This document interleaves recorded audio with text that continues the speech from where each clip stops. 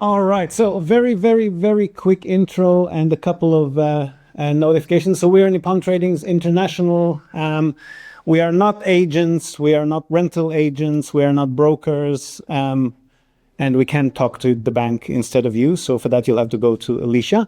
What we've been doing for the past 14 years now is we try to be a single point of contact for anyone who's not native Japanese. Sometimes we get some Japanese clients as well, but mostly foreigners like ourselves, either resident in Japan or out of Japan, who want one of two things. They either need a proxy here to handle the purchase process on their behalf.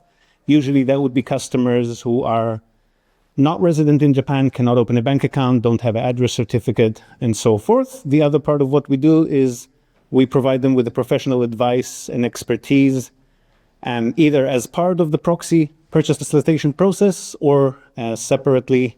I'm standing way up that, or separately as just a consulting package.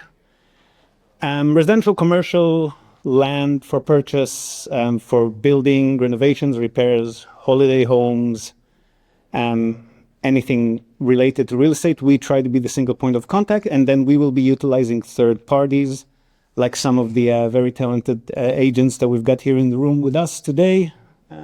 Trying to pick some of them. We had Nishintani here before, but she had to leave. We have Gen here somewhere. Maybe he's not with us anymore. Anyway, we would either refer you to an agent to work with, and then we can handhold you throughout the purchase as you work with them, or we will be dealing with the agents on your behalf, so you only need to talk to us. Those of you who have been listening to our Japan Real Estate podcast or have seen me speak on other occasions, I just like to point out that today is a very special occasion because I finally managed to pull the brain and heart and hands of the operation. Could you please stand up for just 1 second? This is Chikako Nakajima-Magen, my wife and my business partner. I talk a lot, as you probably, most of you know, but the people who are actually doing the work is Chikako and her team. So thank you very, very much for the last 14 years. If she'll stand me for another 14 years, we'll probably have a little bit more business to show you. Okay, so what we want to talk about today is structural inspections. And these are relevant and definitely for investment properties. If you're purchasing an investment property, then you would obviously want to know how much in total you're going to be spending so that you can accurately evaluate your ROI and what you will be getting. Is the yield worth it or not? It's not just the purchase price, it's everything else you have to do to the property. Even more so in case of short-term stay rental properties, like many people here were talking about already and will continue to talk about until tomorrow evening. And I want to caveat everything that I'm going to be speaking about to tell you that we are not the experts on renovations and repairs. People like Blanca, Anton, Shu will be speaking tomorrow. They do this on a far more regular basis than we do, and also they do it themselves, whereas we utilize third parties for this purpose. So they will probably be able to correct me on many things that I'll be saying here today regarding costs of actual renovations. Don't nitpick me on, I know that when I say a roof will cost 2 million yen, somebody can say that, no, but I DIY'd it and it was 1.5 million, whatever. We're not talking about accurate numbers. If you want accurate numbers, speak to Blanca about it. What we're talking about is the mindset and pitfalls of structural inspections and whether we need them or not. Can I take the suit off? Have we got enough photos? Because this is, right? Structural inspections. Who needs structural inspections and why? Apparently in Japan, we're the ones who need them because the Japanese people are not, for many reasons, which we'll try to understand in a minute, don't tend to get structural inspections for homes that they purchase, even homes that we looking at them are mind blown, like you're paying that much for a house. You can see that there could be something wrong with it, but they just don't. So these are numbers that AI pulled out for me. So let's take them with a grain of salt. But in our experience, they do seem to be fairly accurate. Up to 80% of homes in Japan are sold as is, without structural inspections whatsoever, even though about half of those are over 20 years old. Now, we know that in Japan, a property, a wooden structure, completely depreciates from a tax perspective. Sato-san will talk about that probably tomorrow. Within 23 years, that's just a tax figure. Of course, they can last longer, but they are not built to last in Japan. As anybody who owns a wooden structure in Japan knows, They deteriorate a lot quicker. They're made from more flimsy materials. It's kind of assumed that you will be practically rebuilding the house every 30 or 40 years, whether it's, half of it now and half of it 10 years down the track. But eventually everybody knows that these houses don't last for long. So if we extrapolate from these, 92% of all of these sales are single family homes. So they're not condos, they're not small buildings, they're not mansion, concrete or otherwise. They're not land. 92% of all these sales are single-family homes, which kind of leads us to assume, ChatGPT didn't want to commit to that one. He said somewhere between 65 to 75. I just averaged it out to approximately 70% of the single-family homes that are over 20 years old in Japan are sold without a structural inspection. Now, why is this the case? So we can only assume why the Japanese people tend to not do that. Again, like we mentioned, houses are seen as disposable. Everyone's buying something kind of assuming that they'll need to either, severely renovate it or just rebuild it. A lot of them are buying them with the intention in mind that they're going to be rebuilding sooner or later, sometimes sooner down the track, or when things break down to a level that they just don't want to repair anymore. And there's the cost to price ratio, which is... I guess it's a calculation that some people make. For me, it's a bit weird, but some people are thinking, okay, well, I'm buying this house basically just for the price of the land. I'm paying 2 million yen for it. Why on earth would I put 200,000 yens into, pay 10% of the price of the house again, just to get it structurally inspected? That might make sense, again, if you have the budget to then rebuild the property, or alternatively, if you're happy with just having a piece of land with something that will eventually be torn down and you're not particularly fussed about what happens with it, you just want to hold onto the land, that's an acceptable assumption, but that's not most of our clients, right? Most of our clients, when they buy these properties, they buy them because they either want to live in them or holiday in them or rent them out or a combination of the three. So they do need the structure to be functional. Another reason is that the properties, that the inspections are not mandated by lenders. So you could get a loan to purchase a house even if you haven't conducted a structural inspection. You might not be able to insure all of it without it, or your insurance might cost you more, but you would still be eligible for a loan if the property otherwise passes all criteria that the lender has. Then a structural inspection is not one of those criteria. And plain old fear of missing out, right? So that's something that our clients have as well. If I go ahead and submit an offer and my offer is pending a structural inspection and it's going to take me 3 weeks to get the inspection done and get the report and evaluate whether I want to continue or not, by that time, somebody might come in, put in an offer without the structural inspection condition. And if I got a nice agent, the seller's agent, is nice, then they might give me the chance to remove the pending clause on mine.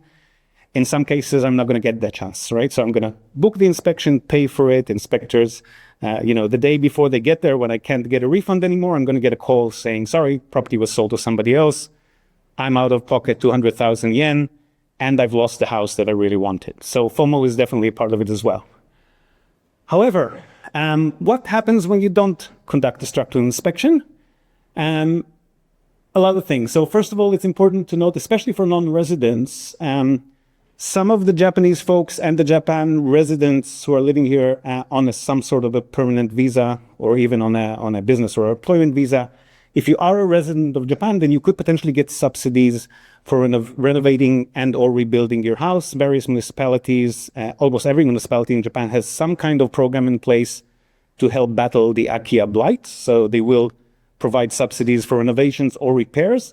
But as non-residents, those are usually not available to us. So if you're not residing in Japan, and furthermore, if you're not residing in that municipality, some of them will not provide those subsidies for holiday homes, for example, only for actual family homes where the whole family's residence is going to be at the property. So subsidies may or may not be available to us depending on our situation.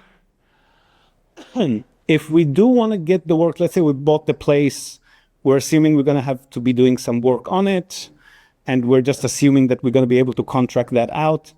As foreigners, we tend to have a smaller pool of contractors to choose from. Some of them, if we don't speak Japanese, most of them will not be able to work with us. Even if we do speak Japanese, like anything in Japan, the fact that we're a foreigner will, not often, but on a fair few occasions will cause local Japanese service providers not to work with us for fear of misunderstanding or cloaked racism or whatever you want to call it.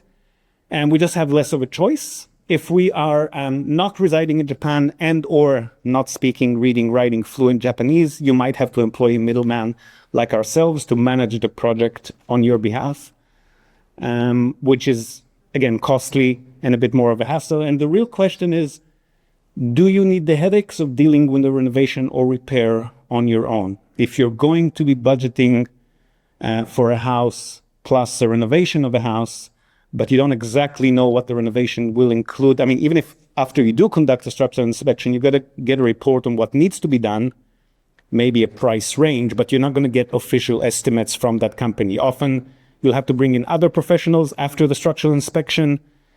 Sometimes they're not going to be able to give you an accurate quote before you own the house because they might have to break through floors or ceilings or walls to actually get to the part that requires repair to have a close look at it. They're not going to do that if you don't own the house, obviously.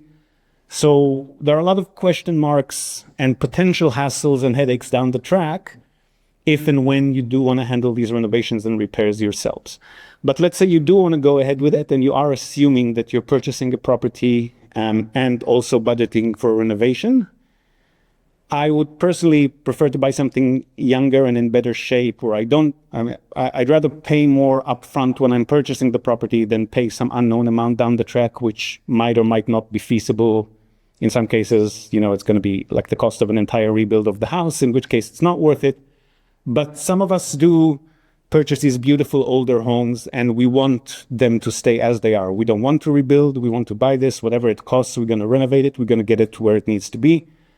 So I understand that sometimes there is the need to purchase and then renovate, but it's probably a good idea to at least have a rough idea of what you're getting into. So here's what we cannot estimate just by looking at a property. So we attend the property, we have a viewing, we might have a remote viewing if we're not here in Japan. We might, if we're very lucky, we might have a friend who actually understands renovation stuff who can come with us and just give us rough estimates of stuff that he can see. But there's stuff that they can't see, right? So plumbing and electrical, if the water is connected and the electricity is connected, then you can turn things on and see whether they work or not. The structural inspectors will do that as well when they come to inspect the property, but they are not plumbers, they are not electricians. So they can look for obvious signs of water leaks. They can, see that switches are turning on and off and, there's nothing, there's no short circuits immediately blowing up. But plumbing and electrical inspections are separate. If you don't get them done, replacing a house's entire electrical system could be, the wiring only, could be costing you up to 2 million yen. Occasionally, this is all relevant to single-family homes up to 100, 130 square meters. So your typical Japanese single-family home, the bigger the property is, the more everything costs, obviously. But on a typical Japanese single-family home, rewiring can cost up to 2 million yen. Plumbing, I don't actually agree with that estimate. I think really serious plumbing issues, if you have to do the entire piping over the entire house, it could be actually even more than 2 million yen. But in any case, if they both need to be done, then you're looking at a good few millions. Replacing an entire roof over a single family home, depending on the type of roof, what it's made of, whether it's sloped or not. The people from Hokkaido can probably speak a lot more about that, but that could definitely go up to 4 million yen. Hopefully it'll be just periodical spot repairs, but if you do have to replace the entire roof, it could get up to 4 million yen. Rot, mold, termite infestations can easily cost up to 5 million yen. If we know the extent of the damage. With termite infestations specifically, depending on where they occurred, we might be limited in our ability to know how deeply the damage goes into the wood. So if it's like a secluded spot near the entrance of the house, then we know they could only get down through the flooring up to this level. We can assess it. If it's something like a support wall or a support beam and we see some signs of termite infestations, from there they could have gotten to anywhere. So there's some checks by termite infestation experts that can shed some light on the extent of the damage, but not always. So bear in mind, it could be fairly significant. Foundation issues, especially ones that are actually related to tilting of the house and the land around it is potentially not as solid as it used to be. That could come already pretty close to the price of a new rebuild of a typical Japanese single-family home. So far, it has been going up a little bit with cost of materials and whatnot, but it's usually about 15 million yen maybe 20 million yen if you wanted a bit more custom. So once you get to the level of 10, 15, 19, 20 something million yen, you really want to ask yourself if it wasn't worth to just tear it down and rebuild it from the get-go, right? So this is what could happen, which you would not, most of these issues would not be able to see with the viewing. Signs of water leak around the roof could give you hints that there might be some roof issues. Obviously termite tracks, cracks around the foundation, tilting, those are things that will only come up in an inspection, but cracks you can at least see when you're walking around the house. Those are all hints that there might be some issues that would require a more thorough inspection. So I've asked, again, my friend ChatGPT, who helps me with a lot of Japanese translations. You always want to double check with a native Japanese speaker, by the way, because sometimes it just completely flips things on its head. But it does help me with translating inspection reports when I do receive them. And I've asked it to put together just 3 random cases from the last year that it helped me translate and summarize them for me, because we do have quite a few of them. These are not, by all means, the worst cases. They can go. These are just 3 random cases that it's given me. So first was in Sapporo, built 1978, purchase price about 8 million yen. And what we found was foundation settlement issues, steel corrosion. That particular family also wanted to retrofit it up to earthquake-resistant standards. All of that would have cost them, they didn't end up going for it, but would have cost them somewhere between 6 to 9 million yen. So we get rough price estimates from the inspection company. Again, we haven't gone as far as actually getting somebody in there to quote, but this was the range that they've given us. So this would have ended up costing them 14 to 17 million yen. In their case, they were not looking for such a big expense. What they were trying to do is look into as many of these houses around these prices as they could, and then try to find one where structural inspection would not reveal too many issues. And as we tell people when they start working with us, the older the property, the more likely it is that you'll have to go through a few rounds of structural inspections of various listings until you land on the property that just happens to luckily not have major structural issues. The older the property is, the less likely that's going to be the case. So if you end up, forking out structural inspection costs for 10 of these properties, that's already going to be a quarter of your budget without even having found the listing yet, right? So that's also something to bear in mind. If you're trying to save money on the purchase by going for the oldest possible houses, you could be spending much more on inspections before you land on the one. Another one in Shizuoka, 1986. I couldn't include the original photos, by the way, because this is going public. So these are AI-generated images, but based on the actual property image itself. Purchase price was 6 million yen. So as you can see, all of these cases are really Akiya hunters. So these are the people who are looking for the cheapest possible property that they can buy, hoping that they'll find something rural and accessible and without too much need for maintenance and repairs and renovations that would fit within their 5 or 6 or 8 million budget, whatever the case may be.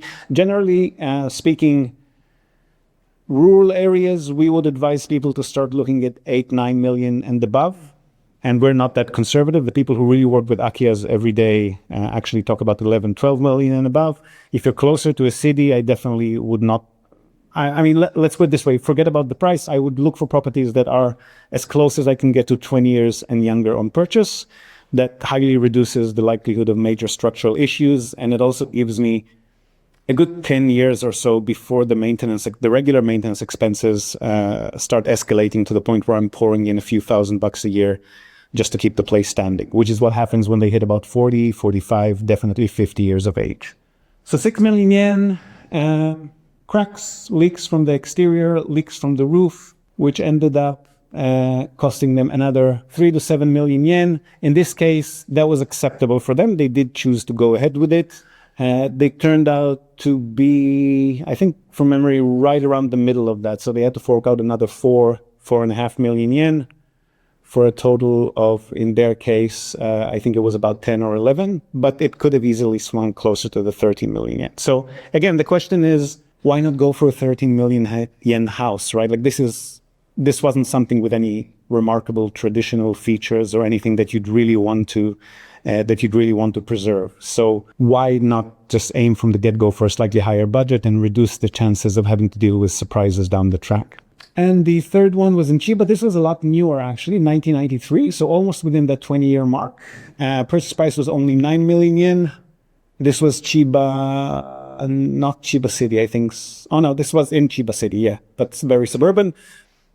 And this one had a lot of rotten wooden parts, evidence of termite infestations, and that was really hard to estimate. So all the inspectors could tell us that depending on how deep they got into the wood, it could potentially raise the price by another 9 million yen, which is really the price of the property again, right? So they did wisely choose not to proceed with that one, and they were aiming for the right age houses as well. So this was just bad luck on their part, right? So what are we taking away from all of this? I'm not saying that Akiyas are bad, right? Akiyas, cheap houses, anything built 20, 30, 40, 50 years ago, depending on your purpose, depending on what you're buying in for, depending on what you're ready to spend on it, they could be good purchases. But the things to keep in mind when you do evaluate these deals, and I do recommend evaluating them, don't just like blindly go for something that looks nice. Number one, are you planning on a major renovation? If you're not, aim for younger. Just go for as close as you can get to 20 years and younger, 30 years and younger if you can't make it. Try to compromise on other things, a little bit further distance from the station or from the convenience store, a land plot that's maybe a little smaller than what. Just try to compromise on other stuff except for the age of the property, because the older it is, again, the more likely it is that you will need to pay for a major renovation, or at least for the structural inspection to tell you that you don't want to go ahead with it. If you're buying primarily for land value and you don't actually mind about maintaining the property, making it livable, for as far as the eye can see, you're okay with it slowly deteriorating over time until it's no longer livable, and then you'll decide what to do with it down the track. You're not planning to move your entire family to live in this property. It's a holiday home which you're kind of riding till it drops, so that's absolutely acceptable. In that case, you're not going to be paying that much to renovate anything. If you're buying with a structural inspection, then at least you know where you stand, right? So you're going to get the report. You're going to know what the range is. You're going to know if it's going to double the price of the property you've just purchased, if it's going to be maybe up to 50% of the, but you can set your own criteria and what's your acceptable level. Get a structural inspection report to confirm that, and then decide if you're going ahead or not.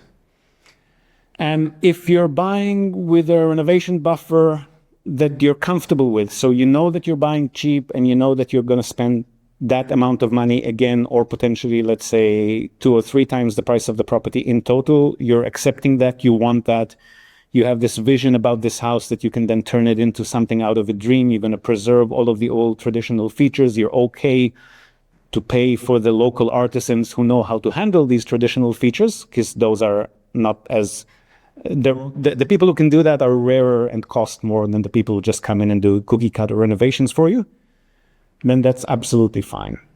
But the main point is know what you're getting into, because we do have a lot of clients who get angry when we tell them that this could cost them a lot more than, they fall in love with the property and then it's very hard to get them to see reasons. So please don't be those clients, because it ends up coming back to bite you in the bum.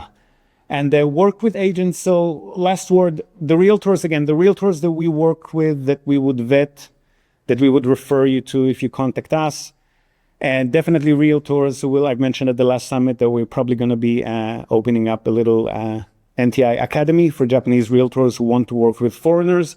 So the kind of agents that we're already working with, or the kinds of agents that would graduate this kind of academy, will be agents who will be strategic when they speak to you. So they will ask you about structural inspections. They'll ask you 4 or 5 times if you're sure that you want to forego the structural inspection. But most agents, unfortunately, in Japan, I don't know if it's out of conflict aversion or just because they see the role differently, they wouldn't necessarily advise you or even ask you if you want to submit your offer pending a structural inspection. You see a house, you like it, you fill in the offer form, they're not going to be convincing you to do that. So bear in mind that even though nobody's forcing you to be diligent, due diligence and informed decisions are really on you. So just make sure you know what you're getting into if you don't get a structural inspections. And that is it from me. I think I'm on time. Yes.